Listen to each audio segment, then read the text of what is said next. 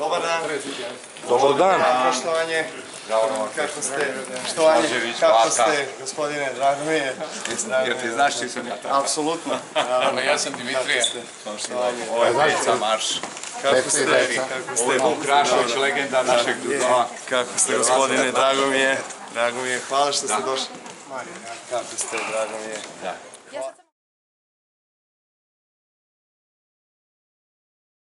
To je bio Sveti Sava.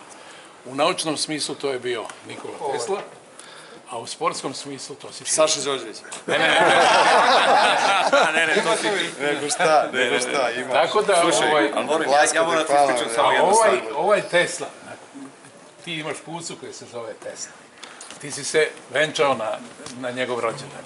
Sve nam je to jasno. Tako da, eto, to je naša želja. Dragan je poklonio tebi svoje umetničko delo. To je bajersko delo Dragana Ja sam Radenovića. finansirao plivenje, a društvo Srpski krivak, čiji je predsjednik Bata, Ne, predsjednik sportske komisije. sportske komisije, da, Sada kada bih vam rekao ne biste vjerovali. Evo sada gledam jer nisam znao da je statua u stvari Tesla i već posljednjih nekih godinu dana razmišljam kako želim da uzem jednu statu Nikole Tesle da imam... To je ingeniozna ideja. Neverovatno, ali Draganova ne biste vjerovali.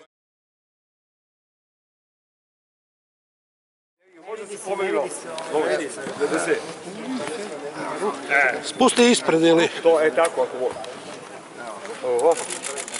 iz profila, najbolje iz profila. Malo ga, tako, odlično. A malo kadava ovo. Da se vidi kako on ignoriše silu teže, obzirom da je krotio sve sile. Boga mi težak je. Pazi da se ne povrediš, pazi leđa.